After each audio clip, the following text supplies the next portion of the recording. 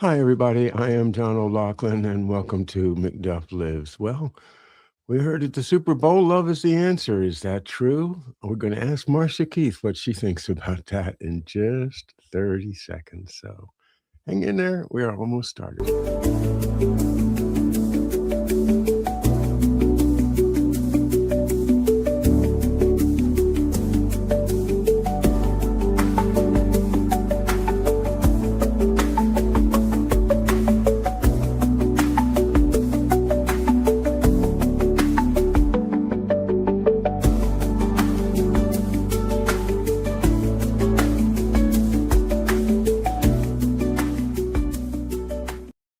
All right. Hello back, everybody. I'm John O'Loughlin once again, and you are listening to McDuff Lives and watching us live.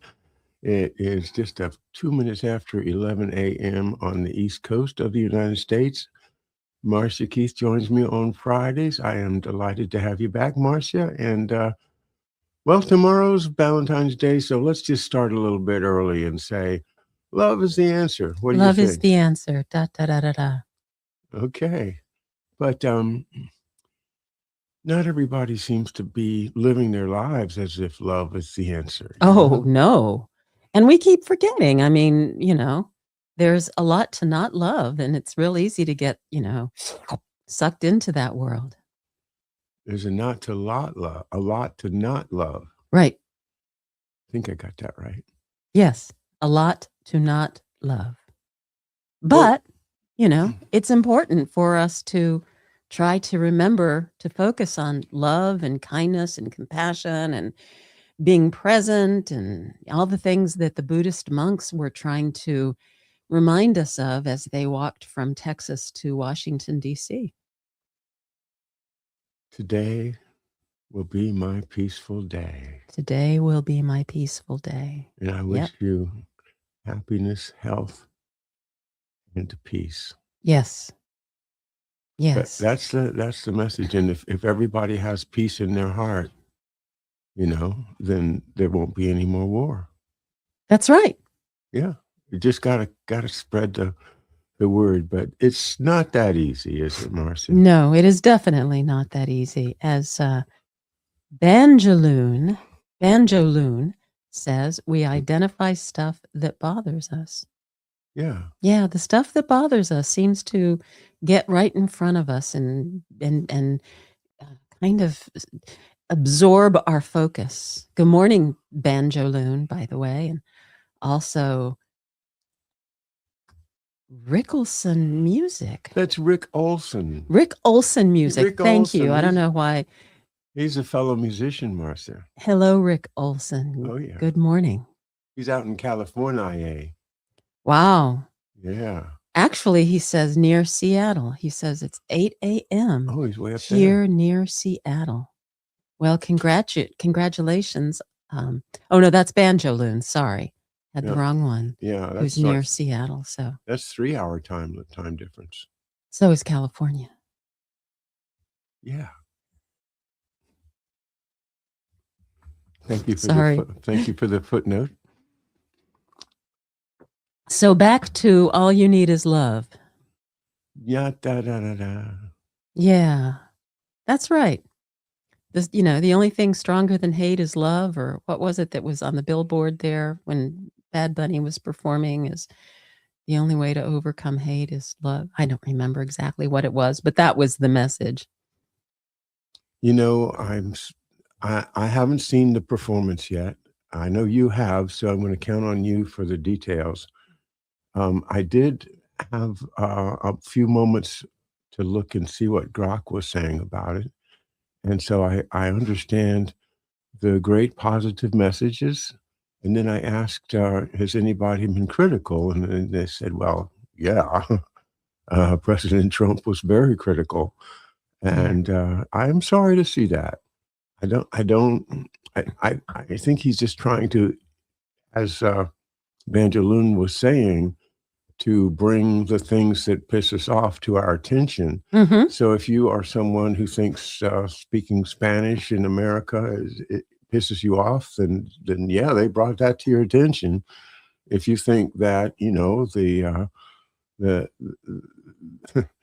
I don't know. I mean, it seems like it was both positive and divisive, and I think all of it is intentional. Well, I don't think Bad Bunny was divisive. I think Bad Bunny was Bad Bunny. He did his thing. He I never did. saw him, never even heard of him Me until either. yeah. But you and I are so out of touch with modern music and with pop culture. But yeah, I mean, he sings in Spanish. He is Puerto Rican, and he records and sings and performs in Spanish.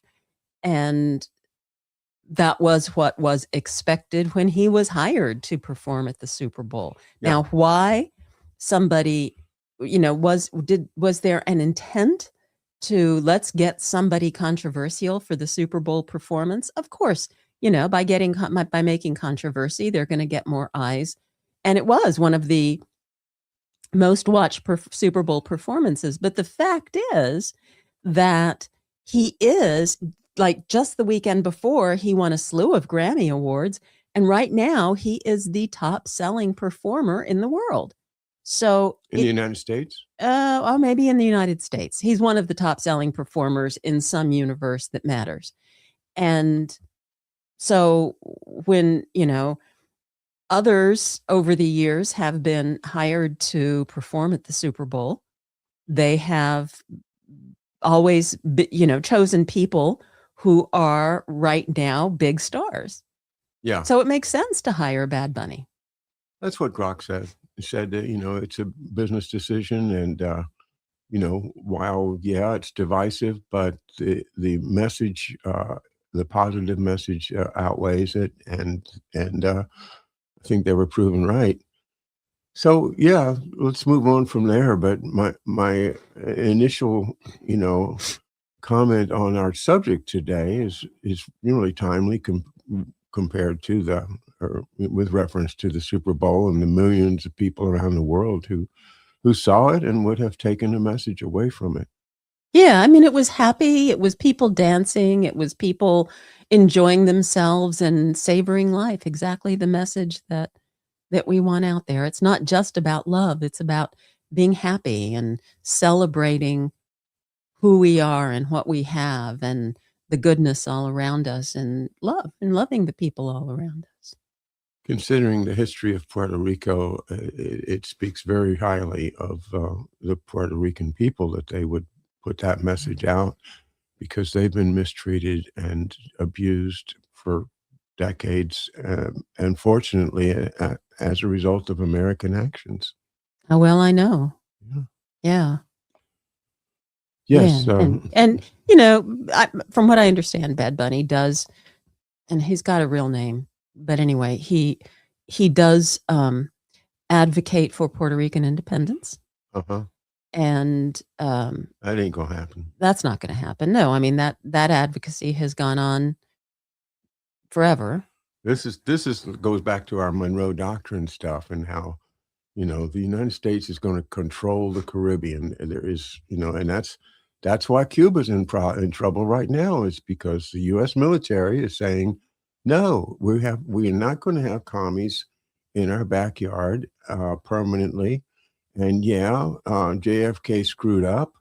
He stuck us with it. We made a deal, but national security is more important than Yes. deals that were made 70 years ago. So look, And it's my understanding that some of the military bases, really the naval bases that had been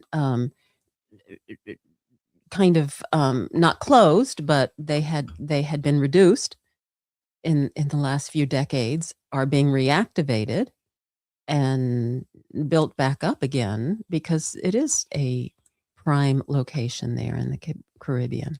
you know what? Maybe that's why Trump made a big deal about saying, our national security requires Greenland and we're going to take Greenland. Well, that all just fizzles off of this public scene. I guess he got what he wanted, as we said a couple of weeks ago ourselves. Yeah. And, so it all simmered down. But he got to assert the right to take foreign territory in the name of national security in the Western Hemisphere, and now look at what they're doing to Cuba. Well, talk about that. Talk about what Well, they're they're doing to Cuba. starving it. Yeah. They're cutting off all the shipping Yep. to go there, and it's interesting that Russia has stepped up to say we will provide oil to Cuba. So, are we going to have another Cuban Missile Crisis with the quarantine and the Navy goes out there? Well, I don't know. I think the Navy's a little bit busy over in the Arabian Gulf right now, looking after President Trump's interests in Iran and over there. Indeed. Or further south in the Caribbean. Yeah, and then also over in China, where the Chinese are saying, "Hey, we've got some really good plans. We could take Taiwan," and the Taiwanese are like getting a little nervous. So American shipping over there, are we even going to defend Taiwan? Has Trump made a deal with Xi that said we're going to take Cuba, we're going to take Greenland, and you guys can have Taiwan? Right. Imagine that. Says Cuba's been stuck in the 50s because of sanctions. It's horrible. Yeah, Yeah. Indeed. Indeed. It's been horrible for years. I mean, you see pictures of people, they can't get new cars. So they just keep rebuilding old cars. And you see pictures of people driving these cars from the 50s that are still on the roads today in Cuba because they can't afford to trash old cars. They just have to keep rebuilding them with whatever parts that they can get. And our neighbor goes to Cuba from time to time, has acquaintances there. And she tells me that when you get there, even in the hotels, there are hours where they have to turn the electricity off because there's just not enough fuel to keep electricity going 24 hours a day. Which is ridiculous because, I mean, Cuba could be self-sufficient if any place in the world could be. It's got a great temperature. It's got, it's got the water. It's just beautiful. I mean, the Caribbean is gorgeous. It's perfectly situated to be an independent country, except for the fact that independence threatens the national security state in the United States. And Venezuela, they've already done that. Of course, I didn't even think of it on my last list because that's moved out of the news cycle. That's right. I could call up Greenland, but a month before that it was.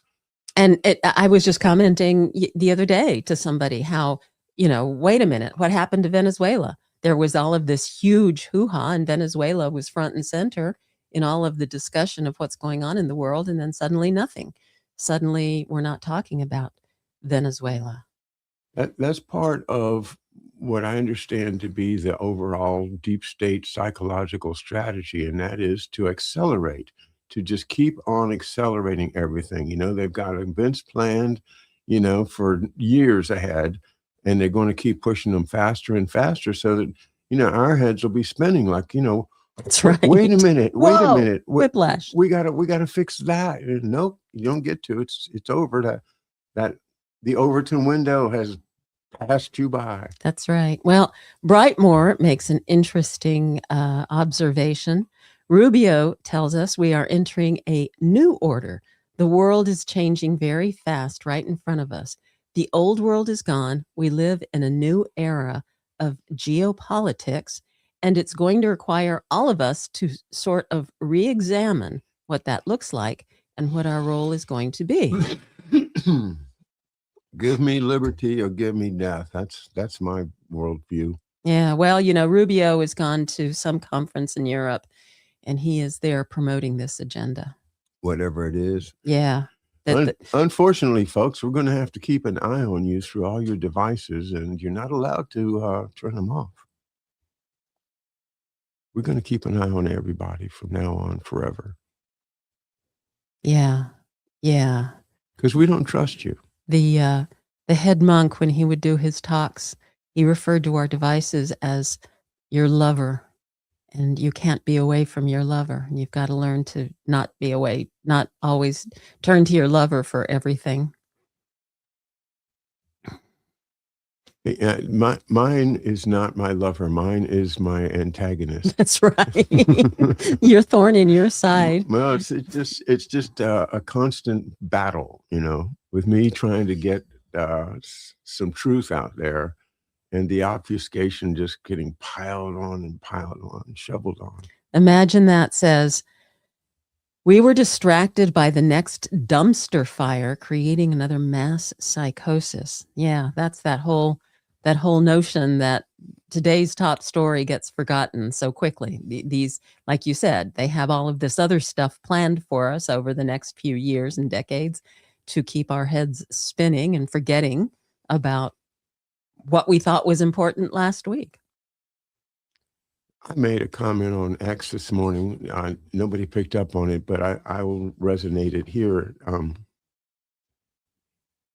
Have the liberals decided to use love as a means of interacting with MAGA people? Why on earth do you think that? Because of Bad Bunny. Because everybody loves, that love is the answer.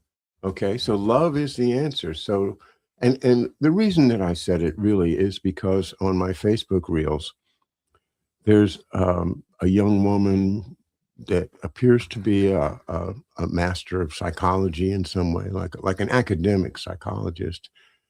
And she's very, very gracefully explaining why it is that rural people, MAGA people, see things differently from us. And it turns out that the problem is about morality.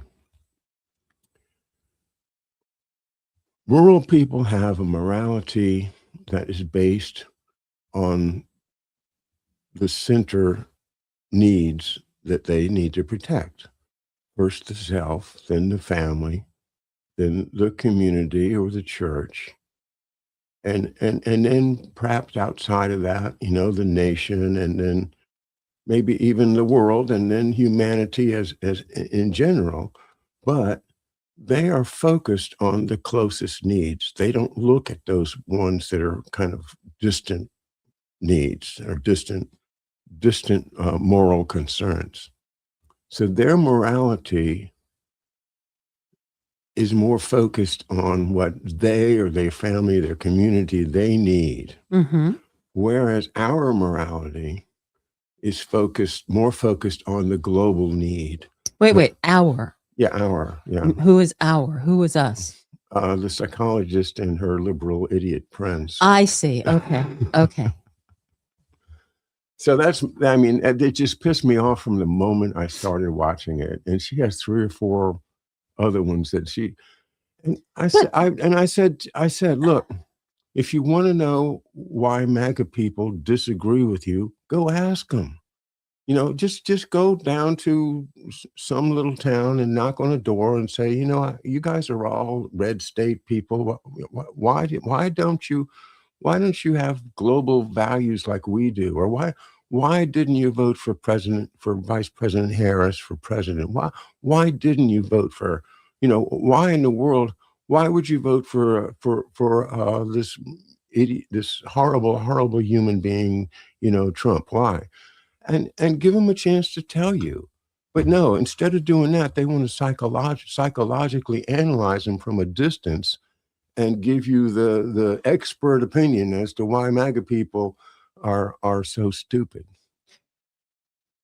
That pisses me off. Well, what I find shocking is that well-educated people are going to claim that their top priority is the world at large. That's bullshit. That's total bullshit. Because if that were true, you would do what those monks did and give up all possessions, give up your very cozy home, give up your expensive foreign-made car, and go everywhere by foot and wear robes and take whatever food people are willing to give you in order to benefit the larger world. That's baloney. Everybody, that their top priority is themselves and their families and their immediate communities, period. I don't care what your political ideology, unless you are some kind of a person who has given up all physical comforts for some spiritual ideology. And even then, sometimes that spiritual ideology can be that thing that gives you strength and energy and hope. But there is nobody who puts their needs secondary, who puts their family's needs, their children's needs, their community needs secondary to the world at large. Just look around. We're all running around taking care of ourselves. That's normal human nature. And to claim otherwise is totally either naive or stupid, or it's just completely an out and out intentional lie just for the purpose of stirring things up. It's a psyop.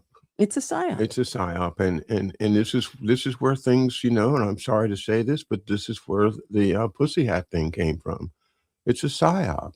They want you to stop thinking about you, your family, your community, your church, if you've even got one, and to focus on this big idea of TDS, and look how horrible this Trump guy is, and drop everything and fight Trump, and don't talk to him. Don't talk to those MAGA people, because they are they are the evil ones. They are beyond saving, and so we just have to fight them. And that attitude just pisses me off, and I've been facing it for 6 years now.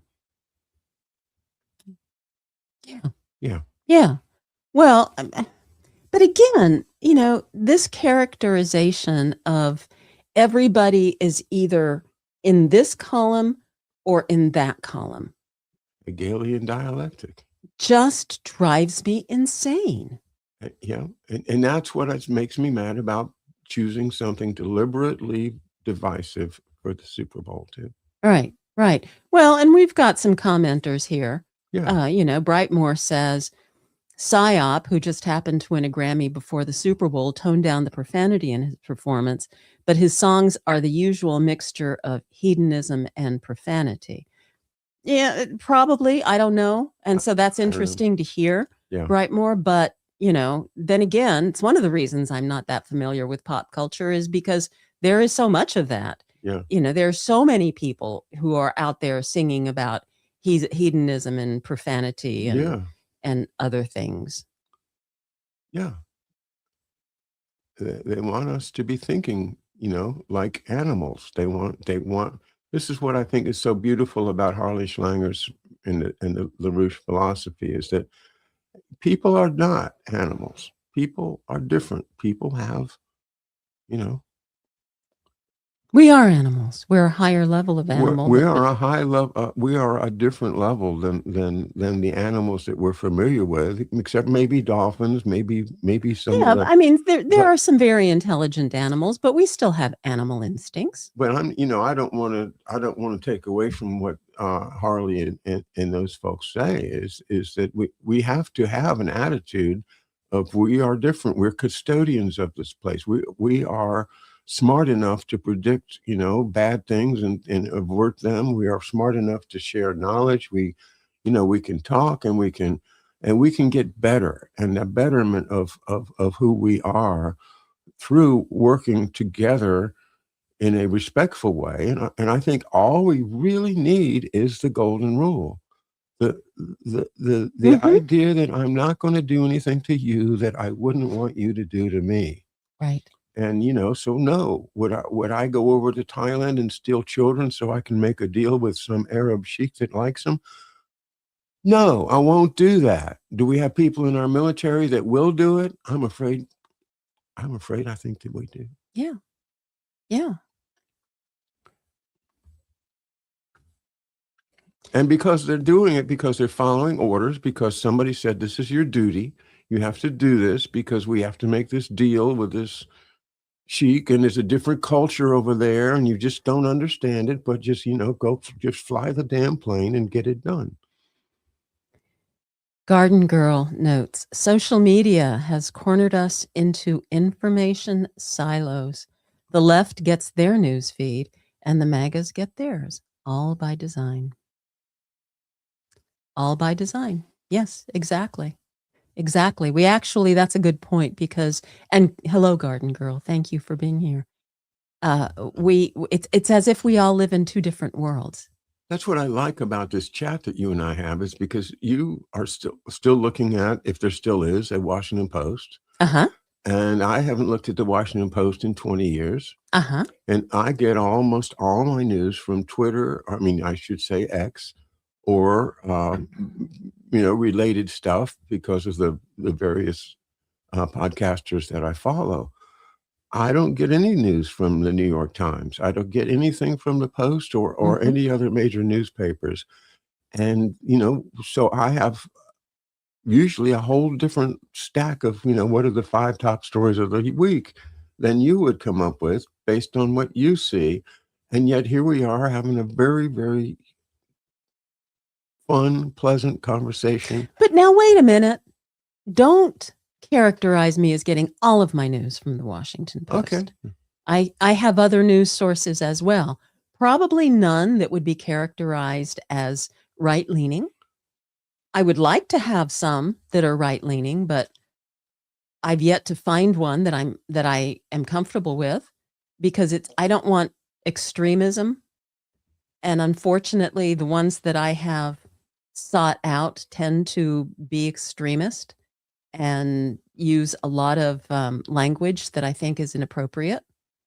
Um, I think some of the traditional media, like Washington Post and others of that ilk, they hide behind a curtain of objectivity, and I think I'm smart enough to see through that. But yeah, no, I don't just get my news from the Washington Post. I have other sources. Of course. Okay. Thank you. Thank you. Oh, that's a comment about the Washington Post there from Imagine That at the bottom if you want to pick that one up. The Washington Post is actively integrating AI across its operations, focusing on personalized audio content, reader engagement bots, and editorial efficiency. Oh, I believe that. I believe that. And some of it, I think, is it is overt, and some of it is not. And I do try to pay attention to that.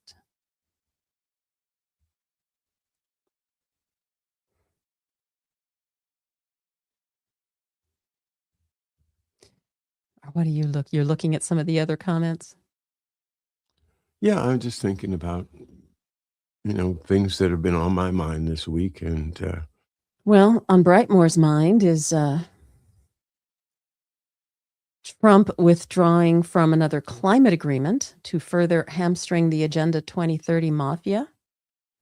He's asking why did Trump do this? To reduce the amount of environmental scrutiny on the burgeoning data centers. Yeah, that whole data center thing. Yeah, we don't like possibly. it. We don't like it at all. And yeah, just like the Washington Post is going to be AI driven. Well, they're going to need they're going to need some data centers to Exactly. manage all that computing.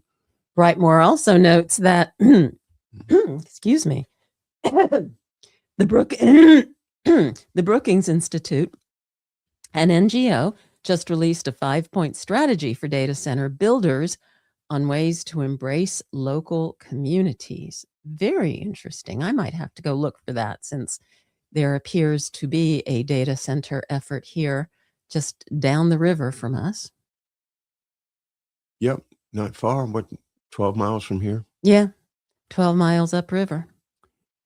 But you mentioned a little while, or who was it that mentioned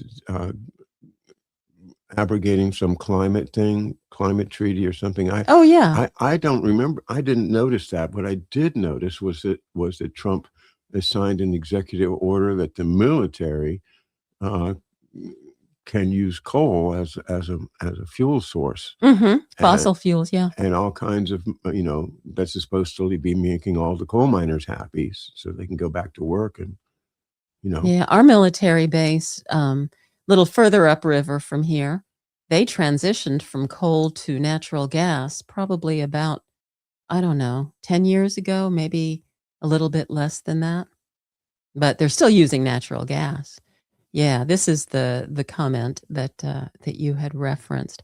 And also Trump, just yesterday, under the Trump administration, the Environmental Protection Agency issued, and I'm not gonna say it right, but they reversed a position on environmental threats, which pretty much takes the federal government out of all environmental regulation. Hmm. So they invalidated reports from the past that show the need for environmental regulation.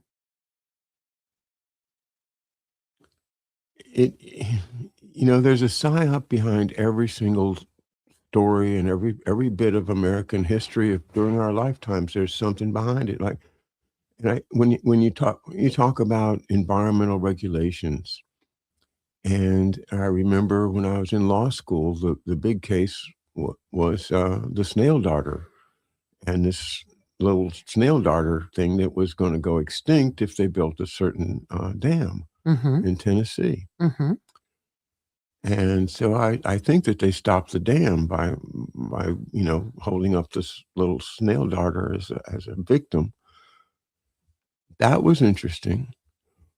When I took my final examination in law school in environmental law, which I did study, I took a course in it from William Rogers of the University of Washington Law School, the author of my text. And they took down a bunch of trees on the approach to National Airport over across the river from us in Virginia. And that had been in the news recently, so he made that the essay question. So what should they do? And I said, well, they're going to have to put back all the trees, and they're going to have to make sure that those trees mature and are not inhibited in any way from their growth. And the guy, he gave me an A+ on my essay. Wow, nice. Yeah, I never did practice environmental law, but I guess I understood the concept. And yet, then things start happening like these pristine rivers in like Indian reservations in places. They've built some kind of a dam to um, prevent something, but and then a lot of bad chemicals get stacked up there, and then the dam bursts, and the chemicals go down and they destroy the water source for the whole uh, Indian community, or other things like that have been happening since then, like the rail disasters and the spilling of the toxic gases, and all of this stuff could very well be mafia type scams in order to get more money for contractors to come out and remediate the damage that was done. Ah, And then who's a good contractor to do that? Or how about Waste Management Inc., or somebody's, you see where I'm going with it. And I think that there's a lot to that, because just like with this pandemic, I think we are being subjected to criminal conspiracies to rob us, taking advantage of our legal system and using it against us. So if the federal government gets out of the business of environmental regulation, then maybe that will put some people out of business, and maybe it will encourage local people to take care of their own environment. Because if the government has the jurisdiction over all the dams in the country or all the rivers, through whatever laws, then the local people will just, well, I can't do anything about that. I can't stop it. Whereas that's what we need in environment is local. And look what happened in the Potomac River last week. Did you right. see that?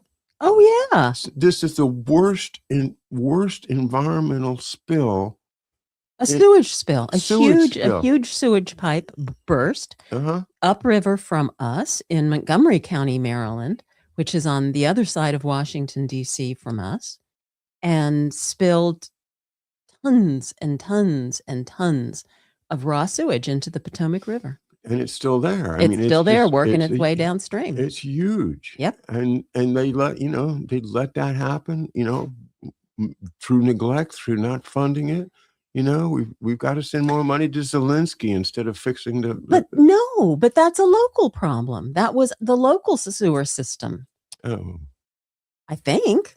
But it's not a sewer system that's been built by the federal government, and that is because the sewer systems are run by the small local communities. So it could be, a town in Maryland that caused it, or a county. Yeah. Like Montgomery County? Yeah, like their sewer infrastructure. Yes, exactly. Mm-hmm. Maybe we do need an environmental protection agency. I beg your pardon. That is one of the great ironies of what's going on, of course, when you talk about federalism. Well, I'm sorry, go ahead.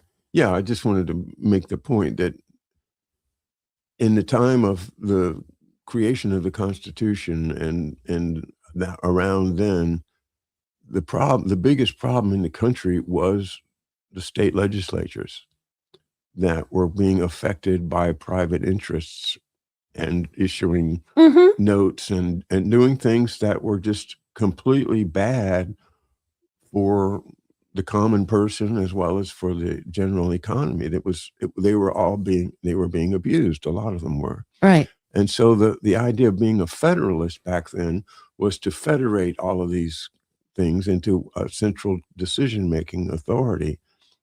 Whereas now we have this thing called the Federalist Society, which is trying to reverse that, which is trying to say, no, give the power back to the states. And so, yeah, it's easier for a state government to be corrupt, or it was, than the federal government. I think they're all corrupt. They're all corrupt. At this point, oh my God. Yeah. To say which is one is more corrupt than the other is impossible. They're all corrupt. And in fact, imagine that says, because they have stolen all the money we have paid in taxes for the sewage and never upgraded the system. And similarly, Garden Girl notes, it could be the age of the infrastructure that supports the treatment plant. The bitter cold temps don't help. And that's true too.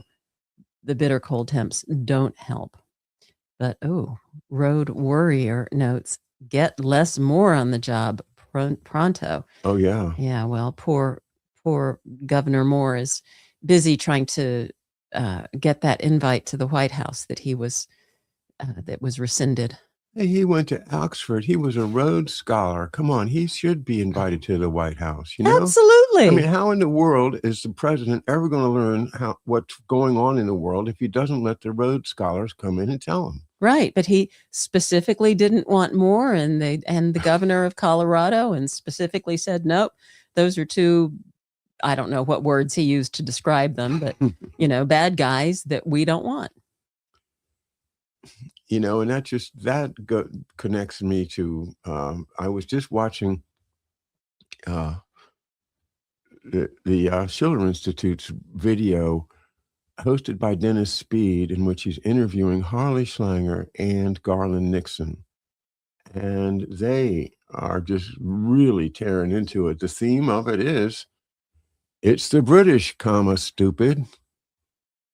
And this is where I think, people have just they just can't get past that. I mean, I don't know whether it's they love the pomp and circumstance or the idea that we are all, that's the mother country, or it's just the propaganda from the Cold War and NATO and the Atlantic, Alliance.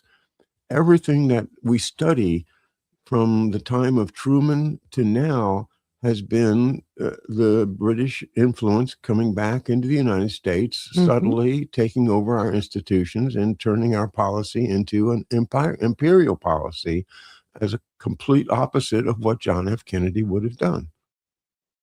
Have you seen all of the hoo-ha about the latest release of the Epstein papers are having a huge impact on people on people powerful people here yet, but a lot of that's because their names have been redacted, but huge impact in Britain.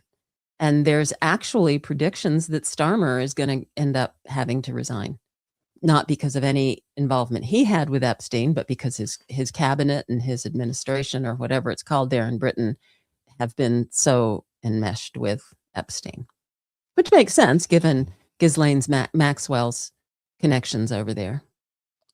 Yeah, the guy Mandelson, who was the ambassador to the United Prince of States, Darkness, yeah. has been definitely identified in the Epstein papers. And, and since we're talking about it, I posted this yesterday on my X feed, and it's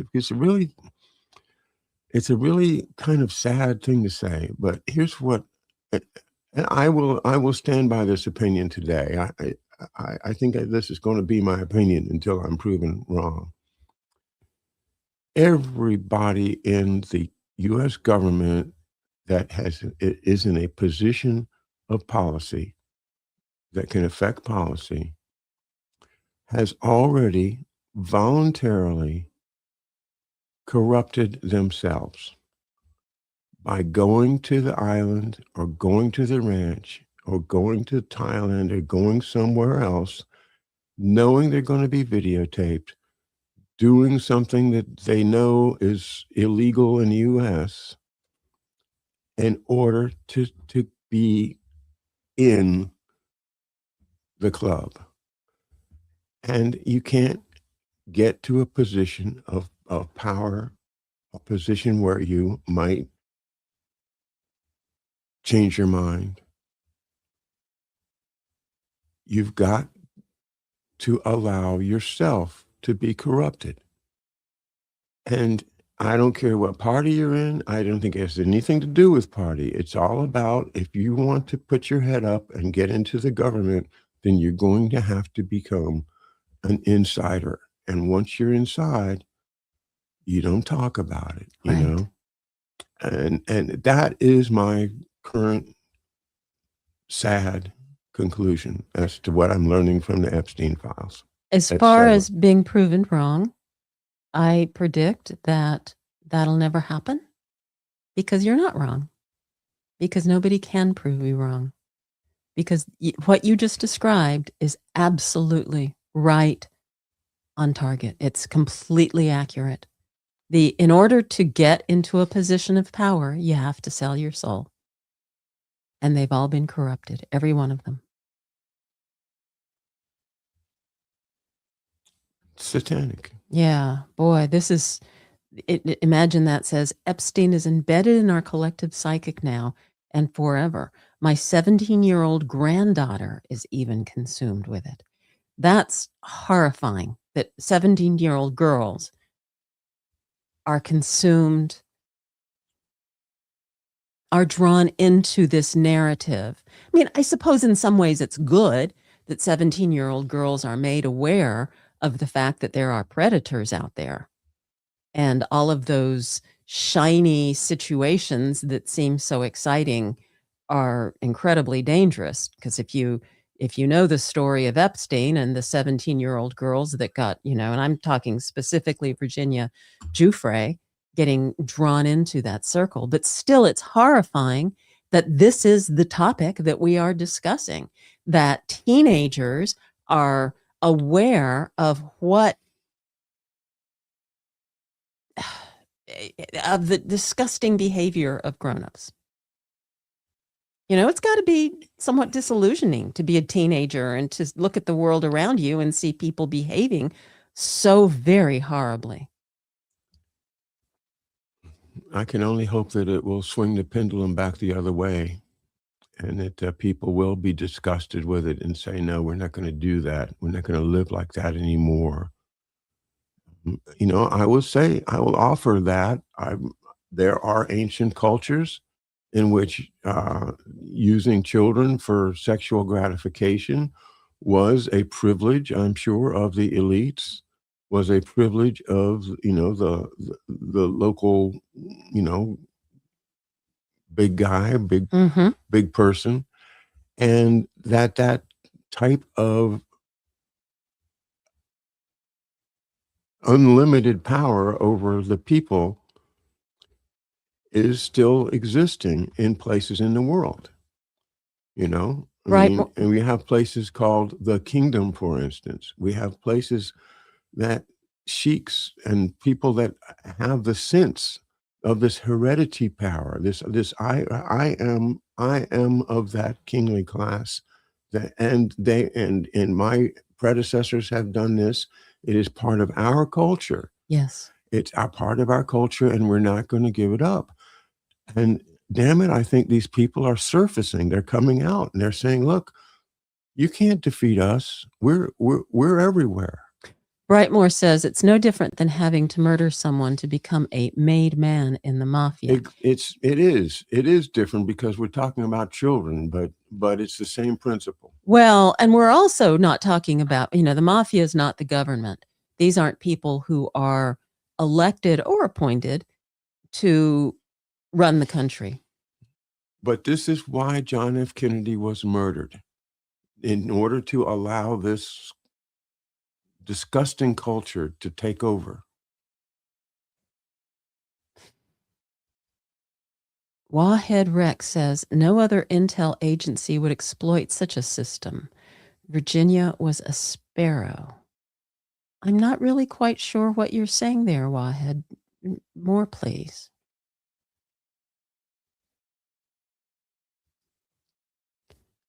Virginia Giuffre, I think, was a very, very brave woman, and willing to come forward. Everybody says, talks about the fact that Epstein was convicted of soliciting for underage prostitution in 2008, but that was a plea deal.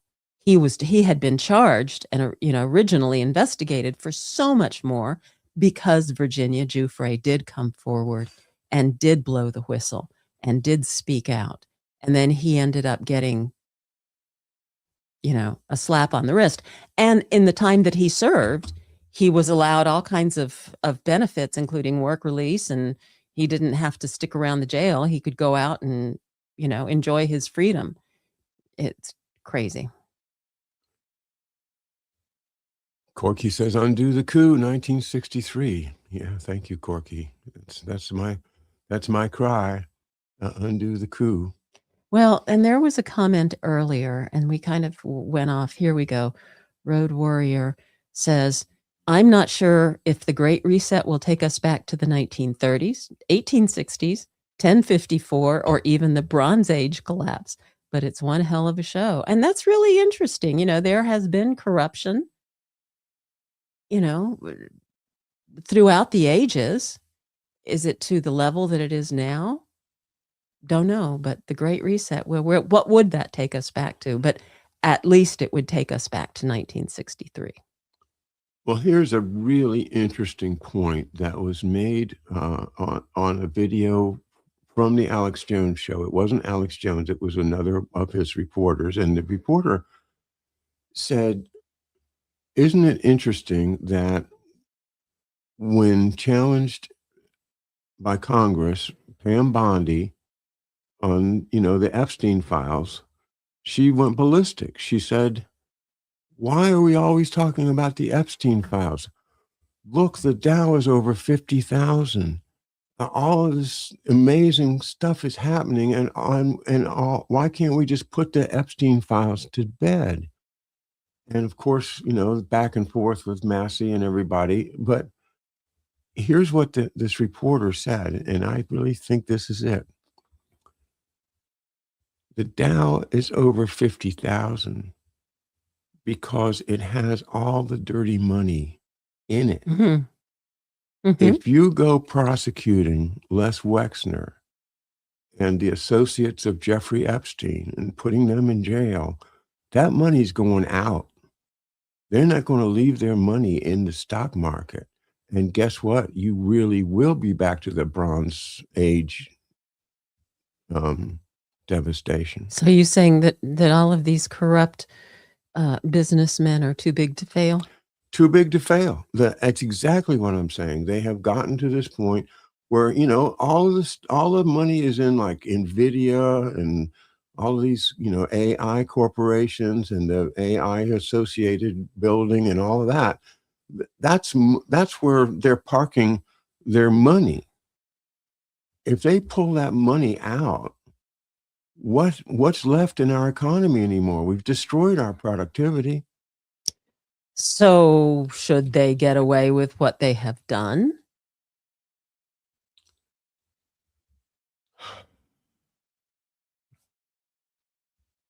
There's got to be an off ramp. There's got to be an off ramp for everybody to get out of this system, because this is just getting worse and worse and worse. And not only that, the dollar will crash.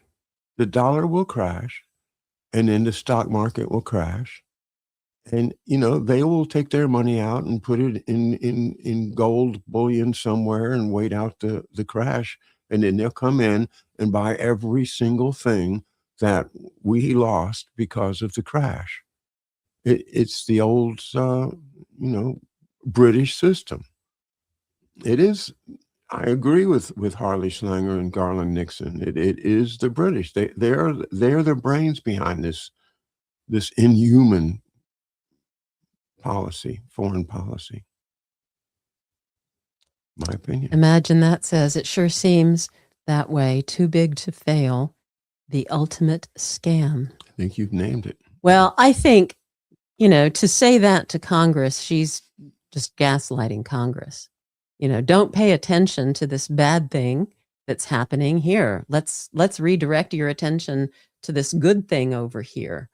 That's just gaslighting. Well, why do you say gaslighting? I'm not seeing the metaphor. When you pretend that something bad isn't really happening by redirecting attention. Okay. All right. That's a form of gaslighting. Is it? I think so. That's in my opinion. So yeah, well, I think she was obviously very bad at it. I mean, all the conservative commentators I've seen say, "Why is she so terrible at it? Why can't they get somebody else? Get a new attorney general?" And the answer is, I think, as someone said in the chat, this is Trump's policy. She's being loyal to Trump. That's right. Right. Well, I imagine that said Trump wrote her script. That's it. Yep. She was she very was loyal to Trump. Yeah. Every chance that she got, she could talk. She would talk about what a great president he is, and she's very, very loyal to him, as she should be. I mean, that's part of her job. Right, but I'm not saying she's right, but I'm saying she should be loyal to the president that appointed her. She filibustered the hell out of Jerry Nadler. I know that. Tell me about that. I'm not aware of that. Oh, you just got to watch it. It's just a mutual shouting match. Oh my! She shouldn't. She can't filibuster my time. And she's like saying, "Oh, the 50,000 over 50,000," and they're shouting and shouting. And so there you go. It's the unbreachable chasm between the left and the right. Well, I did have to laugh when she, resorted to telling somebody they have Trent derangement syndrome. I just think it's hysterical that's become part of the dialogue that our leaders use. Oh yeah. Trump talks about it. Yeah, I know. Yeah. I know, but you expect it from Trump. I don't expect it from other people, but oh well. Thomas Massey was getting harassed by some reporter, yelling at him, he's walking along. And so Massey stops and turns to him and says, "I think your puberty blockers are wearing off." And then he walked away. What does that mean? It's an insult, that's all. It's a nonsensical insult. Okay. That's what he said. I can't defend it. I just thought it was cute. I think it's disgusting. All right, it's disgusting and cute. They're coming in. Yeah. Oh boy. I don't think that's ever gonna be done. Imagine that said there, coming out with the vaccine for TDS, just in case somebody's not looking at the screen. Thank you for that. Yeah. Oh, please. It's about time. But, then Trump will be gone and we'll have either J.D. Vance or Gavin Newsom, as they call him. Or Ocasio-Cortez. No. AOC is not going to be the president of the United States, even in the context of the president of the United States being completely controlled by the deep state. We'll see. She's not going to be the puppet. Somebody else has got to be the puppet. We'll see. No, I think you're right, though. I do think I know that she is raising money for something. But yeah, no, I was being a bit ironic. I don't think that I agree with you. I'm not sure that, you know what? I am not sure that we are ready for a president with an Hispanic name. Not an Hispanic president, but a president with an Hispanic name. Why not? Because I think that there is an image right now, a very negative image of Hispanics. I mean, that was we elected Barack Obama. Yeah. Well, he didn't have an American name. No, he didn't. He has a Muslim name. He has a Muslim name. So why, if we can elect a man with a Muslim name, why can't we elect a woman with a Hispanic name? I just think that it colors people's perception. You could elect an Hispanic, but it would have to be somebody like Bill Richardson, who I realize is not in play. But here is this governor of a state who is Hispanic, but he doesn't have an Hispanic name, so it's not threatening. I think that there is something threatening about Hispanic names right now. Okay.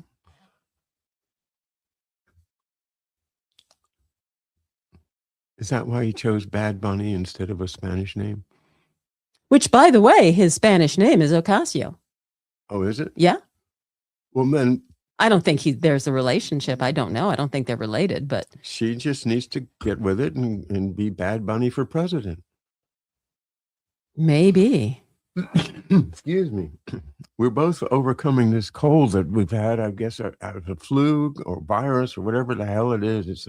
It lingers. It's like 3 weeks now. Yeah, you start feeling better and you're able to get up and move about, but yeah, your nose still runs and your chest still stays congested, and it goes on and on and on. And everybody I talk to who's had it says that this is the way it works. So, well, imagine that says Bad Bunny for 2032. Yeah, this could be the beginning. Mawhead Rex says Obama exploited the black church rhetorical tone. Yeah, that's, actually a very good point, is that Barack Obama, in spite of his Muslim name, appealed to liberals and of course to the black community. Yeah, that was his job. Yep. And who knows, it is, I don't think the Hispanic community is as percentage-wise as large as the black community yet, though I do think it is growing, but I could be wrong about that. But, of course, the minute you start talking about the Latin community, then everybody starts questioning whether or not these Latinos are here legally.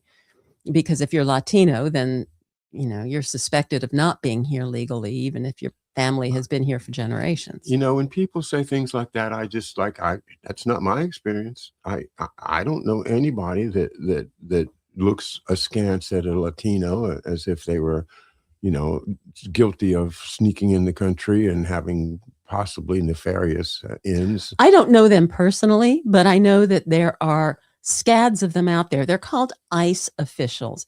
And if you look Latino, if you sound Latino, if you have a Latino name, you're talking about ICE officials, then you are going to be targeted. Yeah.